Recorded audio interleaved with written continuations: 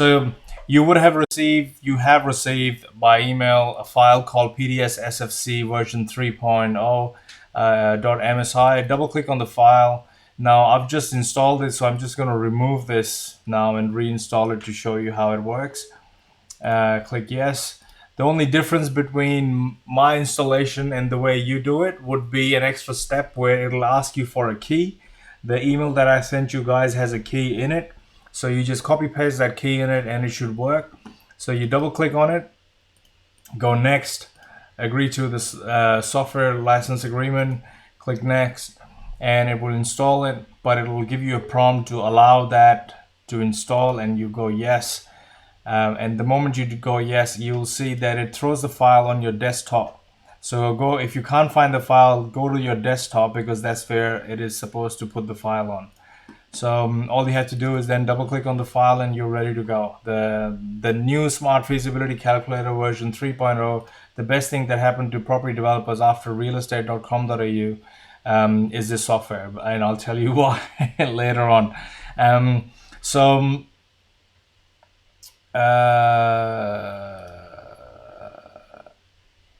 Okay, can you guys still see me? Because I just saw Ruth, I just saw your message. Can you guys see my screen? Can't see your screen now. What's going on? Just give me 1 second. It should be sharing my screen. Can everybody else see my screen?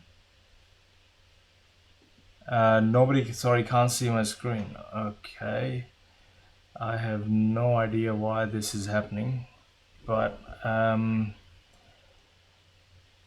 just give me 1 second. Can you see my screen now?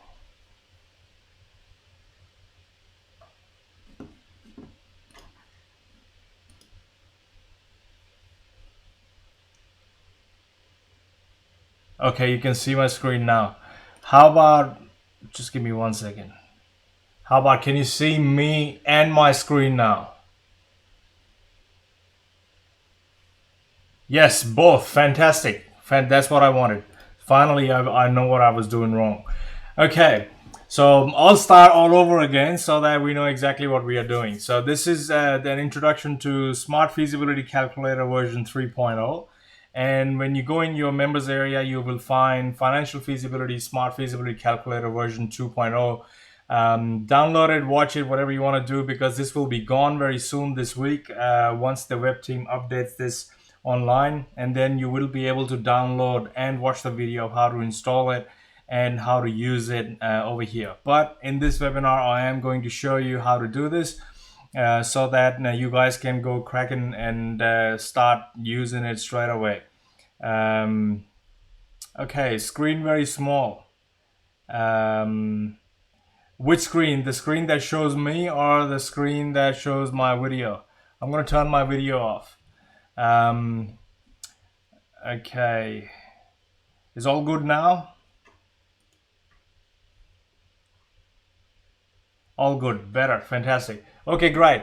So let's look at this. You've got PDS SFC version 3 that you will receive. Double click on that file. Now I've already installed it. So I'm just gonna remove this to show you how the full installation happens. If you double click the same file, you can uninstall it and you can install it using the same file as well. So double click on the file, go next, agree on the software license agreement and go yes, and it will install it. It will ask you for a prompt, can I install this? Yes, you can install it. And the moment you've installed it, it'll throw the file, installation file. After the installation, it'll throw the file on your desktop. So if you can't find it, go back to your desktop, double click on it, and it will open it up. The only thing difference here is because I've already installed it on my computer, it's not asking me for a license key. But the first time when you guys install it, it will ask you for a license key. And the license key I've already sent you in your email and you should be able to use that same license key to install this. So this new financial feasibility SFC, I'll call it Smart Feasibility Calculator. It has a lot more tabs. The first one is GRV and construction. So in this tab, we are breaking down the gross realization value and the construction cost. The second one, you would be familiar with using this portion here already. What's new in this version is that I've taken the finance side to a whole new level where you can determine the amount of equity you need to do a project. So a lot of people, I get these queries all the time where people say, how do I know how much money I need up front before I get into a project? And it's a very good question. Everybody must know exactly what it's going to take out of pocket for you to do a project. And that's the reason I developed this finance section here. Another thing that it has is a yield tab, which shows you exactly exactly how your development is going to look like if you were to develop and hold it for a period of 5 years, 10 years, and 15 years, and so on. So if you develop this and hold this, what does it look like for you over the next 5, 10, and 15 years?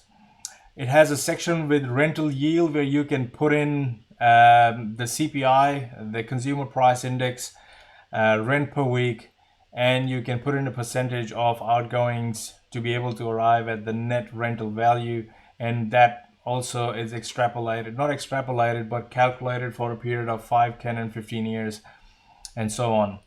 It then puts everything in a graph, and I'll show you why did I put this graph together, so you guys can do no money down deals.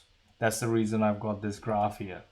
So you basically come back here and you do initial investment, development margin, and what it looks like. So as a developer, if you were a normal investor, this is what you'll be paying here right at the top, which will include the initial investor and the development margin. But because you are the developer, this is what you make on top of that, and that's where the cost is, and that's how it multiplies over a period of time when you're doing these developments. I have inserted another page which is called the project summary, and this is so that you guys can put together no money down deals where you just put a little bit of description, everything gets pulled together from all the numbers that you've already done. You can put an executive summary here, and then the other part is a comparison between if you were a developer and if you were just an investor. So what does that look like? And the last sheet is just a normal blank sheet for you to run some numbers or do some calculations. So let's get started with this. This feasibility is the exact same feasibility of the 4 townhouses that I'm doing in Chelsea. And there's no lie, the numbers are absolutely correct because that's what I have used in this. So have a look at it, and I'll go through each module now. So when you start the project over here, you start with the address. So whatever your address is, for example, you want to put in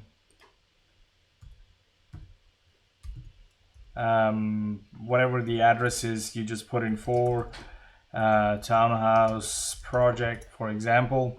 You put in the number of units you want to plan on this, number 4. What did you buy the land for? 1.4.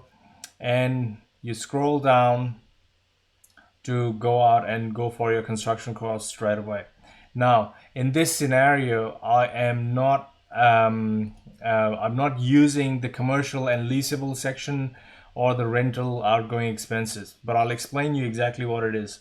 Now, the reason I came about with this was because I was doing some numbers on a bigger project in Frankston, which had a level of retail and 3 levels of commercial, and then I had apartments on it. So I had to be able to figure out a way where I could value my commercial and retail portion of the building, which was going to be leased to a government department. Now, when it's commercial and it's retail, everything is valued by the rent it brings in. Everything is valued by the income that is generated from a commercial or a retail asset. So in this scenario, for example, the GFA stands for gross floor area. So let's say my total area on the ground floor is 900 square meters, and efficiency efficiency is basically a term that architects use to efficiently use a given floor or given space on the floor. So usually this efficiency could range from anywhere from 85 to 90% to 95% and so on. Now you can override these individual ones, but if you just do 85%, that tells me that my total gross area is 900. However, the NLA, which stands for net leasable area, is only 765. So that means if I was to rent this for 450 square meter, $450 a square meter, my rent would be multiplied by 765 and not 900, because 900 is the actual floor area, but the built up area after it's built and everything gets reduced by 15%, because that is the loss when I build. The walls come in, the plaster goes in, soundproofing comes in, so I lose a little bit of floor space. So that's what that is. So I put in 450 a square meter. So basically this is calculating the rent that will come in for me at the end of the year, which is 344,000, for example. And then I can go on and add more commercial spaces. So let's say I've got another commercial space for 50 square meters that I can rent that 50 square meter space for, let's say, $300 a square meter. So my rent goes up. So I scroll down and I come back, because your value of your commercial asset is always based on the net income that comes in, not the gross income that comes in. So your outgoings could be property management fee, your outgoings could be any kind of miscellaneous that you can enter here.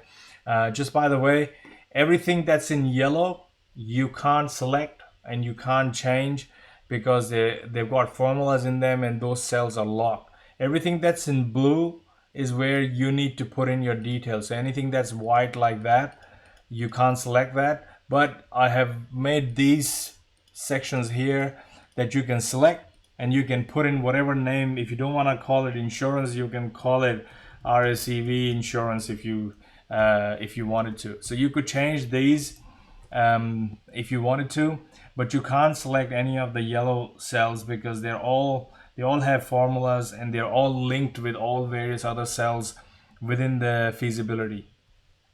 So you come down here and you put in lump sum expenses percentage for myself. So I just put in 10%.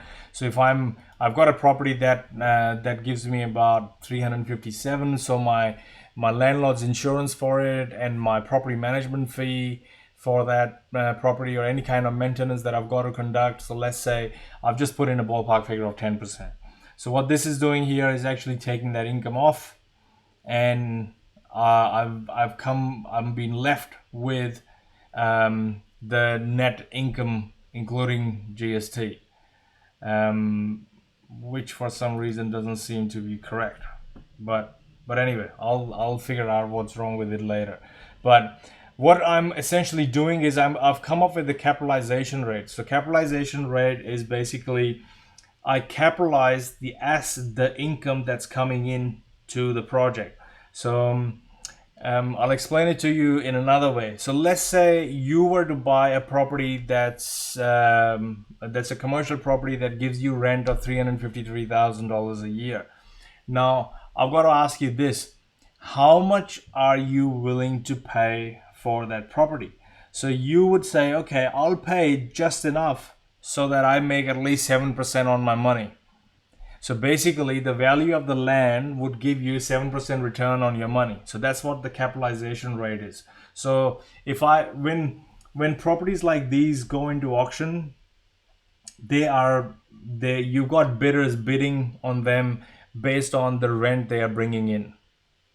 So for example, if they're bringing in 353 at the moment, so I capitalize at 7%, that gives me the value of the asset at $5 million, which basically means that if I'm going to spend $5 million on an asset, it should bring me at least $353,000. That's what it means. So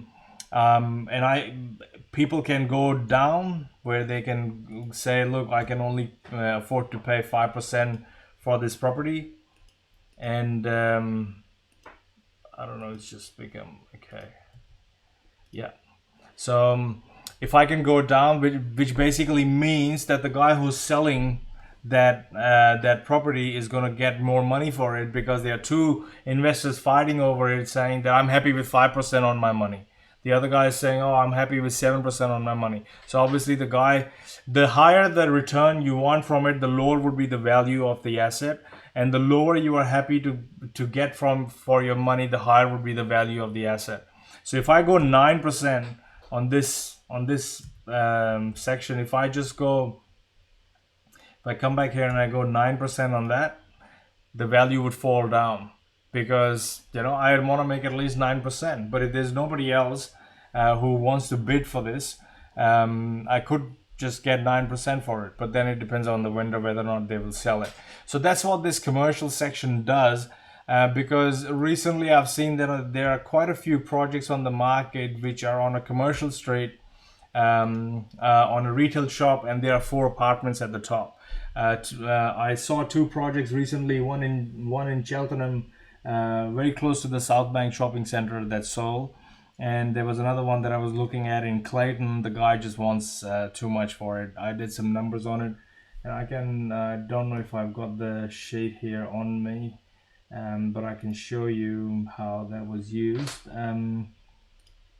Actually, I think I do have it here. This is a project that was in the address is 45 Morton Street in Clayton, and that's the numbers that I was trying to run there to be able to figure out. There was just one retail shop which had 70 square meter, and we were going to rent it out for $420 a square meter to get $24,000 from the to get $24,000 rent. Then I capitalized it, and my value was at 353. I needed to demolish. Then I needed to put units on the top. Then there was a shop that I had to fix up. Then there were car stackers in it. There was a common area that was to be built.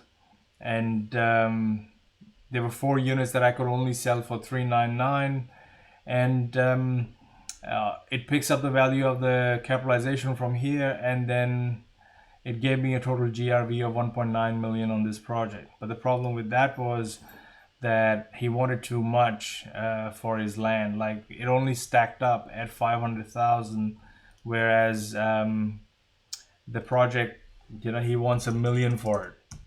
So if he wants $1 million for it, that project was never going to work. So I saw this, we did the numbers on this, and we figured that $1 million you will never get it. And you can find out, those who want to do some research and see whether or not this stacks up, just go to 45 Morton Street. The reason I liked it was because it was right next to Monashini, and there's a laundromat. There's an existing laundromat there. This is the street. This is this project that I was doing numbers on. So it doesn't stack up because the guy just wants everything. He wants $1 million for something that he will never ever get for this site. It doesn't even stack up at $800,000 because initially I thought that it would stack up. But when I started doing my numbers, I went through all the town planning conditions on this, it doesn't stack up. There's a $11,000 loss at $800,000. So he can sit on it and have fun with it. So I'll leave that out. So that's what it is. But if you just wanted to use this sheet for normal project, which in this case is 4 townhouses, so I'll just give you an example.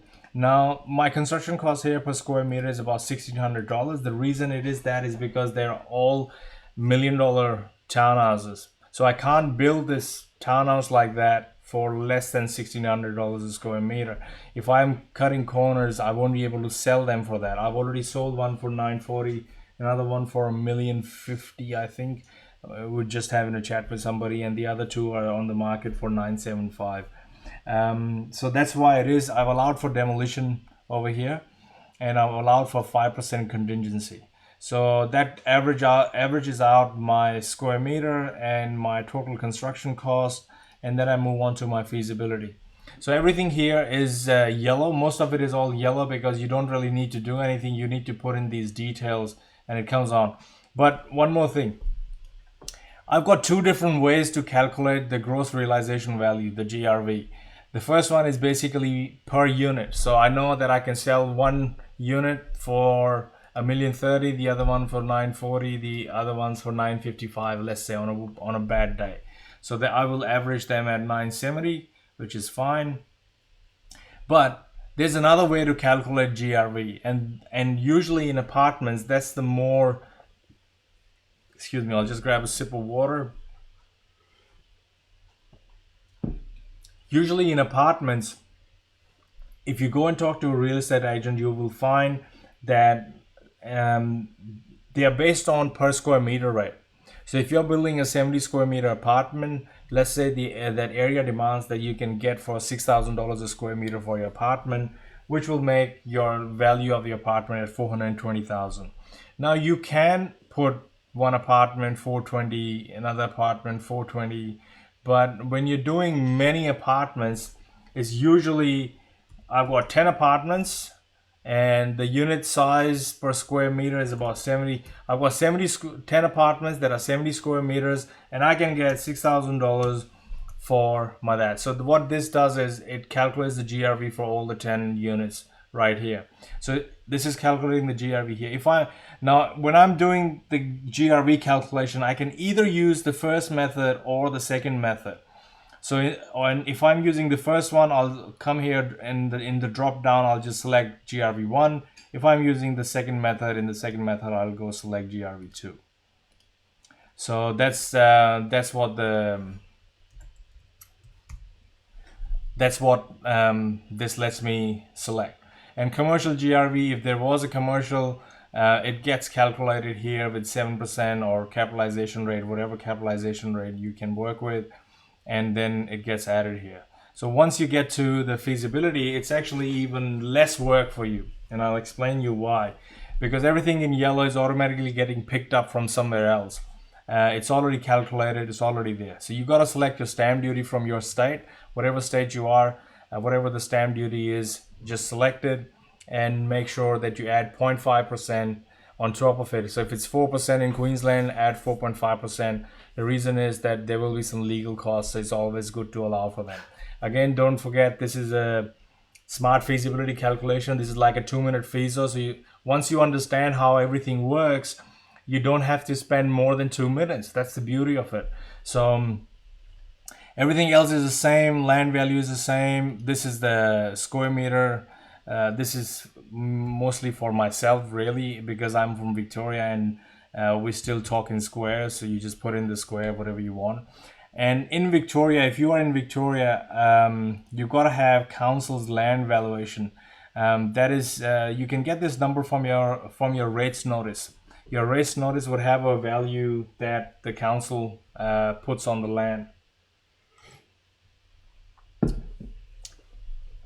So GRV, everything is picked up from the previous sheet. It's divided, and then you've got construction, then you've got consultants. Now, in this scenario, you can, as I've said, you can allow 5% for consultants. Everything remains the same. And then you've got council, because I'm putting 4 on this block, so it's going to be 4% on land value. Now, this is not the land value that I'm buying, because I'm buying at market value, not the land value. So this 4% is picked up from council's land valuation. So that's what this is. If you wanted to come in and override that amount, anything that's with blue text on a blue cell, you can override that amount. You can come in, delete it, and just override everything. GST, again, yes or no, is margin scheme. Marketing, the agent that I've engaged in this, I pay him 1.1%. If you're in Victoria, feel free to use him. If you don't know who he is, just search for one of my townhouses. You can find the details from our website and everything, and he's the one who's listed them on realestate.com.au. Then I've allowed for miscellaneous plus legals plus marketing plus building permit if I wanted to, and I allowed for about $6,000. Now in this case, this is a little slim. For building permit, I would allow a little bit more, but it is slim because I got this. I had a JV with the landowner when we started off. I didn't settle on the land until we had got the permit. So my deal with her was that I'll settle on the land after the permit comes in. So a lot of my DA costs and my consultant costs are actually already included in the land value. That's why it's a little bit slim right here. And that's why this is what I have allowed for considering my project. So that's what it is. So I get a GRV of 3.88 mil on this project, and my costs are 3053 and so on. Now if I wanted to make 20%, I could have paid 1.569, but I wanted to make more, so I kept my mouth shut and got it for 1.4. And then how do I calculate the finance cost? So now this is the extra bit that you are not used to in your other smart feasibility calculators.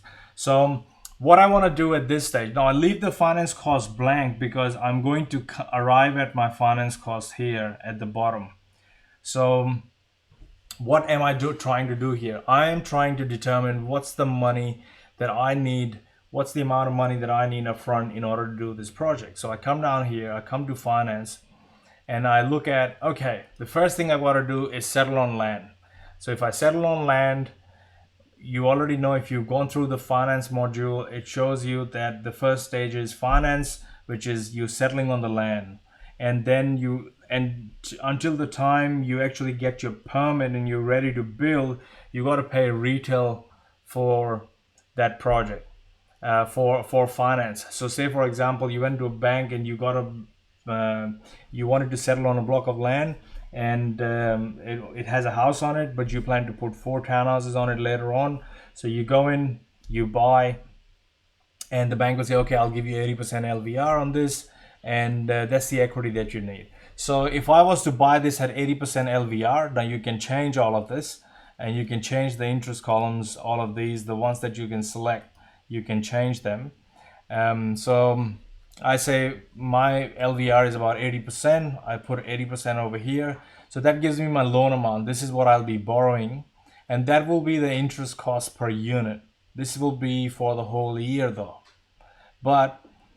And the cost of setting it up, let's say 1% in setting it up, valuation, whatever I need, and I put in 1%. If you don't think you need to put that in, delete it. You don't need to put it in. But if you do think that there's going to be some sort of establishment cost for finance, allow that as a percentage. Now my finance period is in this scenario, I settle and I was building in the next 2 months. I think it's not even 3. I actually started building within 2 months because we had already put all our working drawings into motion. And so I allowed for 3 periods. That means I would be paying interest on the land component for 3 months. So I've allowed 3 months there. Now what's happening here, which says private funding? Private funding basically means your developer's equity contribution up front. So what would you need your money for should this project didn't have any plans and permit? So you would need your money for consultants, marketing allowance, and so on. Now what this is doing here, it's calculating all these costs that you have allowed for already, and then giving you a number that's the number that you are short of in order to get to the building permit. So if you made your allowances here, council contribution and so on, then you can it automatically calculates that amount. But if you look at this amount and you say, now this looks slim, you can override this cell as well. But before you override this cell, go back and make changes in the cells over here so that this automatically changes. So if I change from $6,000 to $10,000, for example, you'll see that this number jumped up. When you receive this feasibility calculator, this feasibility will actually be in there already. So you can save as and delete the blue cells when you're doing your own. I left them there so you could have a play with it, and see how it looks like. So instead of deleting the amount right here, make sure you go back and delete or edit the allowances that you made up here so that this automatically gets changed. Now this 5% is basically the interest. So say for example, even if you were to put $116,000 of your own money, your money might be coming from your own line of credit, for example, or you might be borrowing from somebody. So you put in the interest for that money that you are injecting in, because the entity that's doing the development would be different from yours. So because everything has a cost, if I even if I take out $50,000 of my own money, that money has to be lent to the development entity, and development entity has to pay me interest on it. At least I've got to account for this cost. Look, I'm the only person doing the development, there's nobody else. It doesn't matter. But to be able to get a true picture of what it is, you put in a percentage of interest that you're going to charge the development entity in order to do this development. Now you can delete that if you say, look, I'm too generous, no problem, I won't charge anything. Or you can leave it at 5%. What this is basically, it's picking up the equity that's required right here. So now this is your equity injection. This was the shortfall. This is the 20% left from the LVR right here. So it's picking up 296,800, bringing it here. And you're saying that money also is required by me to put into the project. So everything that I put into the project has to come at a cost. So all this is doing is allocating a cost to that, and so that it's there. Now, what this number is doing right here is, it's actually, C stands for contingency. So what I'm doing is, whatever I've allowed here, I'm allowing an extra 5% on it.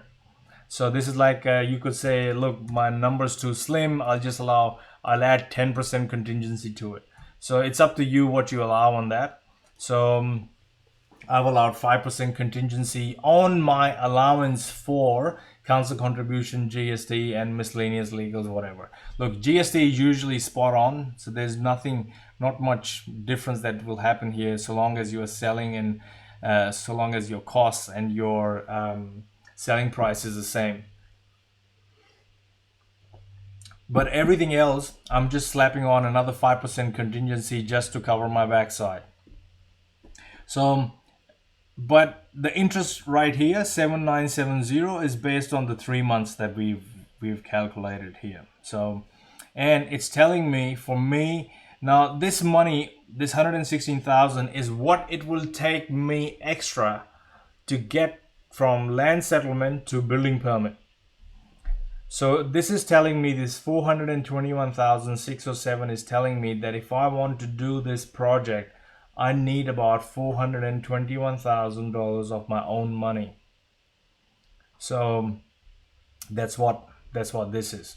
So it's approximately a little bit less than 25% of the total GRV in this scenario, just because it's a bigger project. It's the land value is 1.4, and everything that you're selling is that. So usually it won't cost that much. Now, the second stage of finance is construction. So if you look on this gray panel here, you've got DA, planning permit, BA, building permit, and so on. And there's a dotted line that explains you what the construction is. So when the loan switches from normal retail finance to construction, that means you're about to start construction, everything gets packaged into one big loan. And when it's construction loan, lenders will lend you about 66% of GRV. So you have to see what the GRV is, and if you put in 66% or 65%, whatever you have found out from your lender,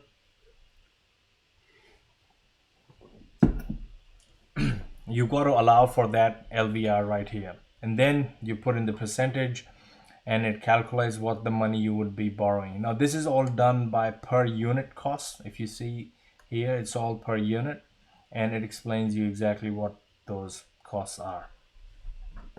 So it's calculating all these costs based on the GRV, and it tells me now I've got to put in the establishment cost here, because the establishment cost is a one-time cost and it is based on the total amount of money that you're going to borrow. So I can, because a commercial broker would be involved, it could be 1.5%, it could be 1%. In my scenario, it was 1%, so I left it there. And then again, you got to allow for the time period that you're going to build this project. How are you going to build this project? So in my scenario, we did the demolition, I think 23rd of December last year, and we have almost reached lockup stage now. So we've got 2 more months of well, 2.5 more months to go, and we should be done with this project. So by end of May, our construction program says that we should be finished with this project by end of May. So that's why my interest cost is only going to be for the 6-month period. And not only that, that interest cost is all based, but it's all calculated at an S-curve. An S-curve is that when you start construction, it starts slowly and then it steeps up and then it plateaus again. So that's an S-curve, which basically means that you're not drawing the full money up front. It is being released to you in progress claims. So in the first stage, it is released for the base stage, and it could be 110,000. The second stage is your frame stage, that could be 210,000. And then your next stage is another stage, which could be 250,000, and so on. So that's what this is.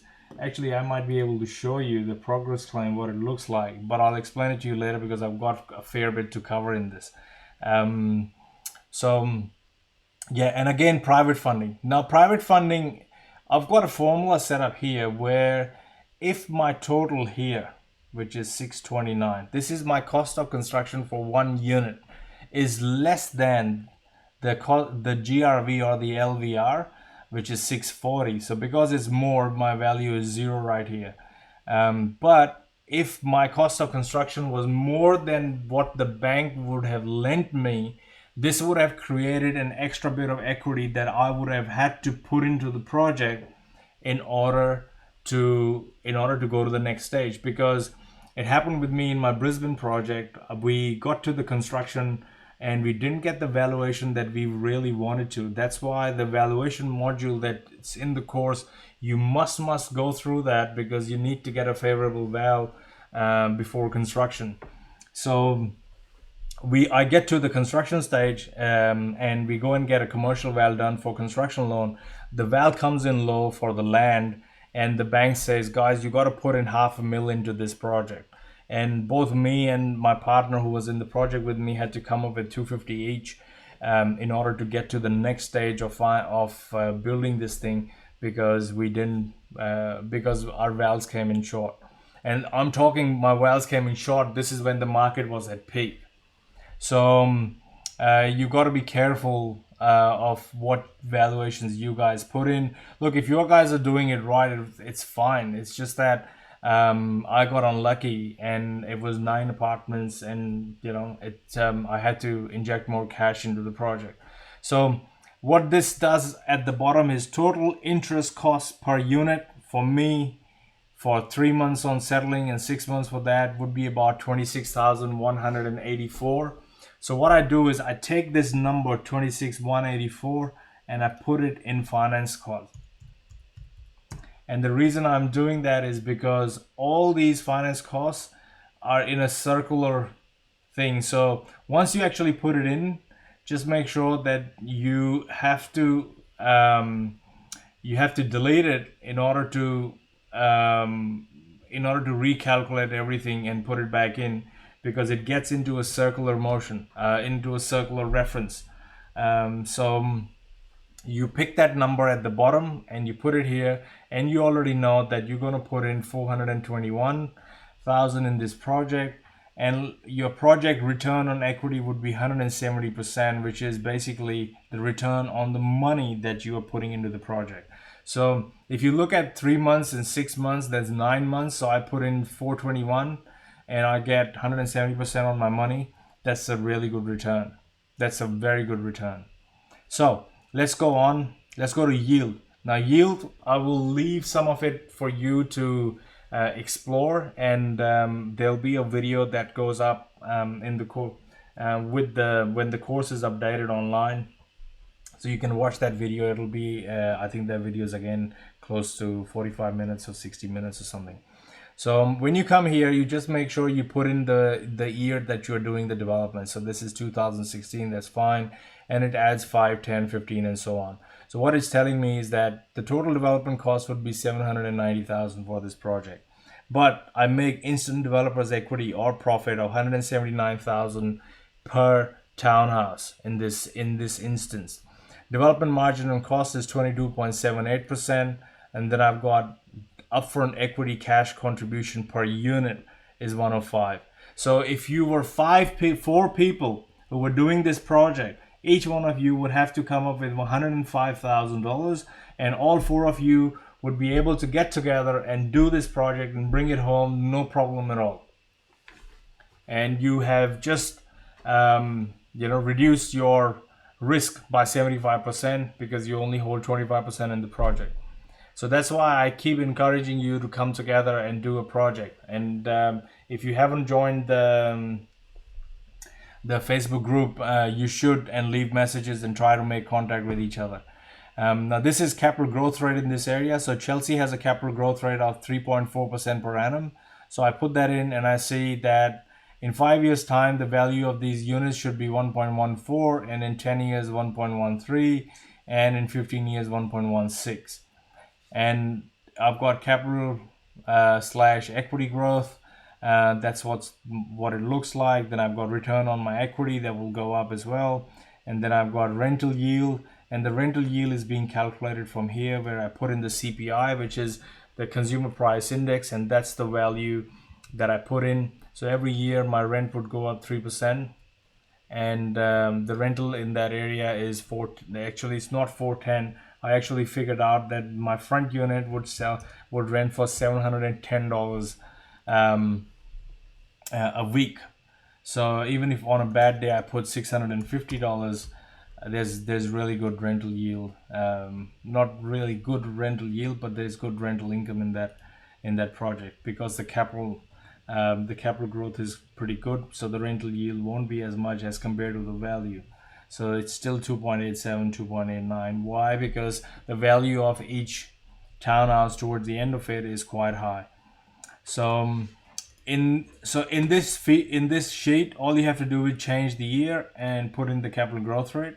In this sheet, you have to put in the CPI if you wanted to change it, put in the rent per week, and put in the outgoings as a percentage, because we are calculating the yield, which is the net rental yield on the net income. And the growth chart automatically gets populated in the background. The reason I put that growth chart in, because so you can put a project summary together, put in the executive summary yourself, change the cells that are in the blue, change the structure if you want to, come back here, change all of these details, and print this thing out in a PDF, package it, go to your investor, go to your friend and say, look, I've got this project, have a look at it. And they will look at this and say, look, wow, this looks pretty good. It looks professional. And show them this sheet as well, which shows you, in this sheet, you don't really need to do anything because everything is just picked up. And all it is doing is showing you that if you weren't a developer, you'll be missing out on all of this. So how your upfront investment would go up because you would pay the full retail. That means you're investing $179,000 more, which is basically your profit that you could make, and so on. So that's what this is. I hope you guys like it. If you got any questions, let me know. I don't know, there seems to be an issue somewhere here. I will check on it, and if there's a new file that I've got to send you, I'll send you a new file. But I don't think that should be an issue, but I'll just check it after the webinar. So if you've got any questions that you wanted to ask me, go ahead, and I'll have a sip of my coffee.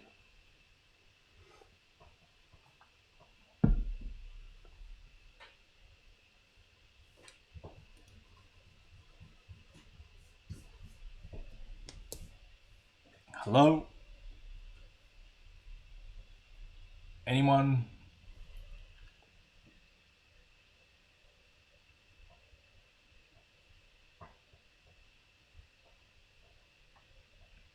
Okay, we've got 10 minutes. I wanted to show you a project that one of my mentoring students doing. His name is Craig, and I don't know if all of you know him. If you don't know him, doesn't matter. He will introduce you to himself very soon. He's been working on a project, and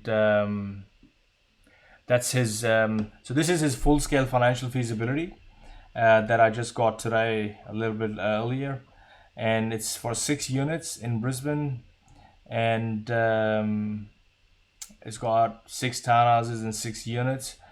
And what this is basically you trying to ascertain how long is your project going to last. So from inception to getting the permit, to getting the construction done, to selling everything, settlement, agent commission, and so on. So what we do is we put everything out here, because then we get these numbers that we need in order to allocate costs by periods, which is month start and month span. So those who don't know what this is, which basically means that you guys haven't gone through the financial feasibility application videos, and if you know what that is, then you should be able to understand what this is going on. So that's the feasibility that he sent me. The project looks pretty good. There's one thing that we still have to find, because we might have to put a semi-basement in that, and the semi-basement, how much is that going to cost us, is something that needs to be determined, and that's the only cost that actually not allowed for in this project at this stage. Everything else is here, and we've got a financing sheet, we've got the summary sheet. So if you come around here, there's about 16.9% development margin on that. The development profit is about 387,000, and yeah, basically if you want to make 20%, you should be paying 642,000. So Craig, who is watching me in this webinar, you should try that. You should try if you can get 642. And the good part is that Craig has been able to negotiate a settlement subject to getting the BA done. So which is basically he doesn't settle right till the end until he's got the building approval, and the project is ready to go. So if you got building approval, it's pretty good, because the moment you get your DA, you go straight into marketing to start getting your pre-sales, and at the simultaneously you start getting your working drawings and so on to get your BA in Queensland. And once you've got that, it's it's a different story. You basically, all your holding costs you can save on all of that. So that's what this project is all about. So let's look at the summary sheet. If you wanted to, the land acquisition would be about 702, 705 after all the acquisition costs and stamp duty. Then there's about $94,000 professional fees, about reports and permit, which I think they'll seem to be a little bit higher. So per unit about 15 and 5, which is about 20,000 for consultants. So 4% on 1.5. See, that's the reason I use percentages, because I've done many of these feasibilities, and if you add them up, they're close to 5% of construction value. So a percentage of TDC is picking up 5% of total development costs. So that's where they are. So construction costs are about 55% of the project. Council contribution 133,000. And I hope you've discounted this based on what already is on the site. And you've got land holding costs, selling costs, miscellaneous costs. Just give me 1 second. I'm just checking out some selling costs. Okay, 3D impressions, advertising. Craig, you won't spend $8,000 on advertising. No way. Maybe 4. That is if you have to go to 2 different agents. If not, you could be maybe 4. I'll allow 4 because let's say your listing expires and you have to relist again. Legals, contracts of sale, that's also a little bit high. No, this is fine. Legals are fine. Then you got photography and so on, which is good. House moving, house removal. You still have to find out whether or not you can remove this. So yeah, so I'm just going through some numbers so we can sharpen our pencil and make sure that what it is. See, I sharpened the pencil a little bit, and we made we made a little bit more in in the margin, in the development margin. So and over here, construction versus GRV, guys, just make sure that this number stays below 50%. The moment it starts going above 50%, that's when you're actually, that's what it means, is that you're actually putting a lot of pressure on land. And what it implies is that you're paying too much for land. So make sure that your construction versus GRV is is less than 50% or 50% thereabout. Even 51%, I would still not worry about it. But anything that starts going to 60% and 55% and so on, that means I'm paying too much for land here. So just remember that as a ballpark figure. So if anyone's got any more questions, I'll be happy to answer them. Otherwise, we are almost towards the end of our webinar. This would be recorded and posted in the bonuses and webinar section, so you guys can watch it again later at a later date. So any other questions that anybody else wanted to ask me?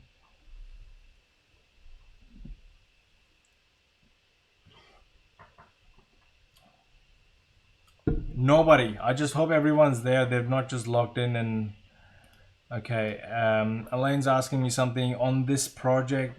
I think roughly how much was his personal contribution. Okay, his personal contribution in this scenario, if you go to financing, he's got 450,000 at 4% that he's coming in. But if you look at this project, and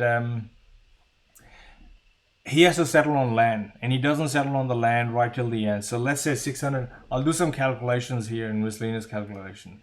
675,000 is right here, right? But he doesn't actually sell on it, but he puts in 5% deposit on this. So what's out of pocket? So that times that, whoops. So he would need $33,000 just in deposit. Add a little bit more for his settlement and everything. Let's call it $40,000 that he needs just to settle on it. Then he needs at least 200,000. Not 200,000. He needs, if you go back here and you go back to your wrong sheet. Let's look at the summary sheet here. He's got professional fees and reports and permits. And if he has to go right till the building permit, he would need that money in his pocket. So that's 130,000 more right here. He will also need the marketing costs in order to get everything on the market. So his total marketing costs were, let me just go back and see his input sheet. So we've got 130,000 there.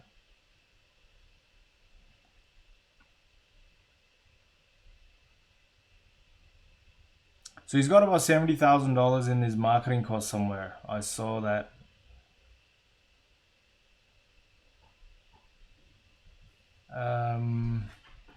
Yeah, but that 70,000 is not something that he needs all of it, because a big chunk of it is actually the agent's commission, and he doesn't need the agent here. He doesn't need that. So he's got 70,880. So he had 130,000. I'm just going to do a manual calculation here.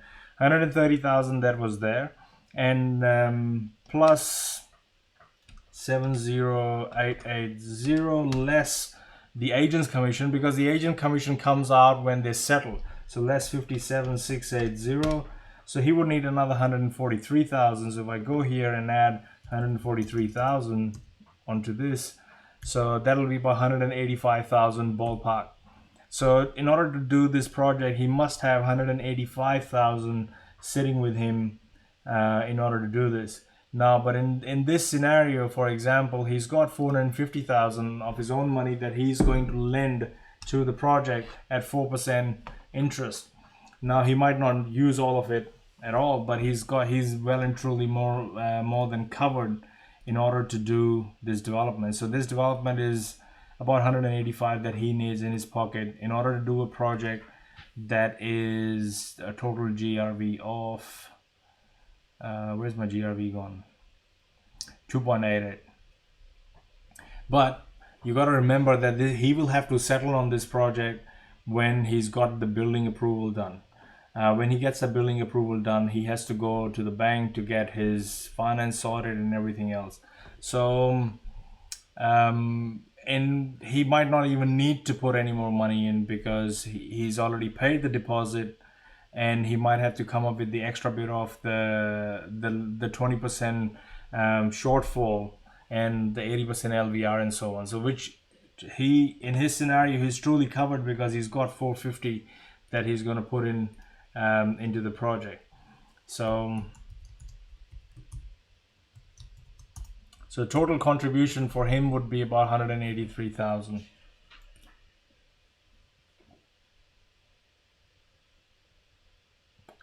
Any other questions?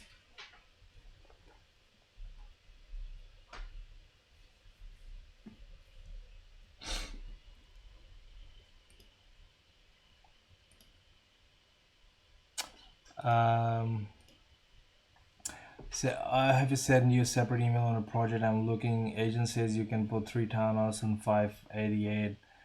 Kevin, no more than 2 townhouses at 200 per square meter. I would suggest, this is the question by Satish. I would suggest that you better get this checked out because 588 and the agent says you can put 3. Unless it's a corner block, it's going to be very difficult. Is it a corner block with everybody getting a street frontage for themselves? So if that's the case, it could be possible. If that's not the case, then I would say you have to get this checked out from somebody. Do you have to worry common property areas such as driveways when doing a quick fee, so it may impact between having 4 or 5 townhouses on a block of land, or would you just go conservative on a work on a townhouse for Isaac? I think you if you go into this section here, highest best possible use, this is where I talk about GRV, the gross realization, no, sorry, the GFA, the gross floor area, the site coverage, and so on. So as a thumb rule, usually in most councils, they allow 60% coverage of the land. So let's say, let me come back here and let's just go to calculations. I'll just zoom this in. Let's say your land is 700 square meters and you allow about 200 square meters for a footprint of each townhouse. So this tells me that I can only put 3, right? But that 200 square meters as a footprint also is not just the total built area. So we are not like covering everything, because if I look at my coverage, which is only 0.6, I can only cover that means my built area cannot be more than 420 square meters, but I can still put 3. Why? Because I've got two level townhouses that go. There's a ground floor and there's a first floor, so the area could be bigger. But everything else has to be a private open space, your permeable area, and all your driveways and everything, and your setbacks have to be included in all of that. So if you got a 700 square meter block, you could put 2 on it. I had a 700 something. I think this block that this project that I'm doing, can't remember the size, but I'll see if I can find the listing here somewhere. I'll just go to Chelsea, Victoria.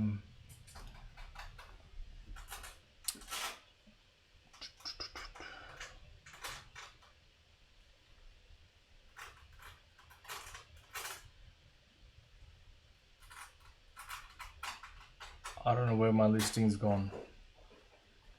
Should have been here though.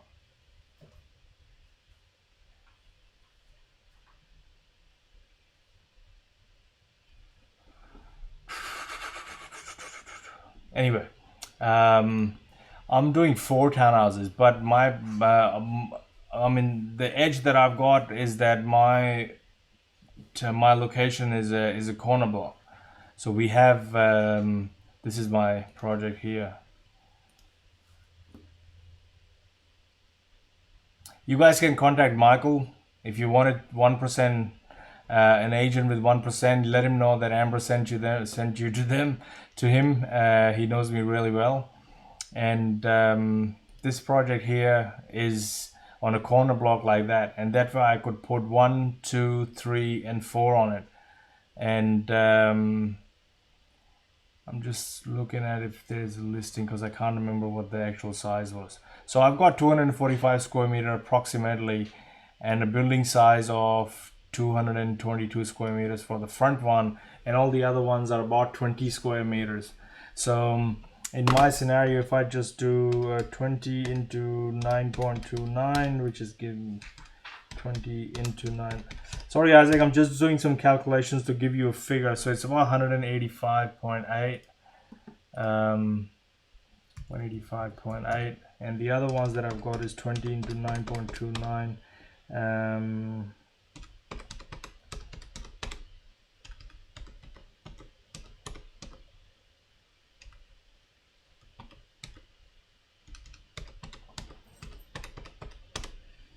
The other one is 213.67. So this is equal to that times 3 plus that. So yeah, mine is close to 796 square meter. Now remember, mine is close to 800 square meters, and I've managed to put 3 on it. I've managed to put 4 on it. So yeah. So Satish is saying yes, it's a corner block. If it's a corner block, you might be able to do that, but I would still look at other corner blocks of similar sizes where you can find whether or not you can put 3 on it. And in any case, if you were to do your feasibility, I'm just talking to Satish and answering him, do your numbers on 3, and you give him an offer based on 3, but you put a due diligence clause in it, and you make sure that you get yourself some time for the due diligence clause in it. So that's what I would do, so that during that period I can actually contact an architect or a town planner and make sure that what I'm thinking of is possible on it. If not, within subject to due diligence, you can pull out of the contract anytime you want. You get all your money back. So that's my time, folks, and I hope you guys enjoyed this. If you did, I will send you a feedback webinar feedback. If you could give me some feedback, that'll be great. If there's anything else that you want me to cover in the next one, that'll be great. Those who are my mentoring students, I will talk to you tomorrow. Wish you all the very best. If you got any questions with that, with installation or anything, shoot me an email and I'll help you guys out. Thanks very much. Bye bye.